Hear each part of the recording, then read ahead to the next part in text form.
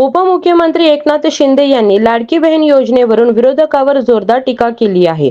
या योजनेला विरोध करणाऱ्यांवर त्यांनी संताप व्यक्त करत स्पष्ट शब्दात आपली भूमिका मांडली। शिंदे म्हणाले की ही योजना महिलांच्या आर्थिक सक्षमीकरणासाठी अत्यंत महत्त्वाची आहे आणि यामुळे हजारो कुटुंबांना आधार मिळत आहे। त्यामुळे या योजनेला विरोध करणाऱ्यांनी जनतेच्या भावना समजून घ्यावेत, असा इशाराही त्यांनी दिला। दरम्यान विरोधकांनी या योजनेवर विविध प्रश्न उपस्थित करत तिच्या अंमलबजावणीवर टीका केली आहे। काहींनी या योजनेला निवडणूक डावपेच असल्याचा आरोप केला आहे, तर सत्ताधाऱ्यांनी या टीकेला जोरदार उत्तर दिले आहे। या सगळ्या घडामोडीमुळे लाडकी बहीण योजनांना पुन्हा एकदा चर्चेच्या केंद्रस्थानी आली आहे। सोशल मीडियावरही या विषयावर जोरदार चर्चा सुरू असून नागरिकांमध्ये मतभेद दिसून येत आहेत।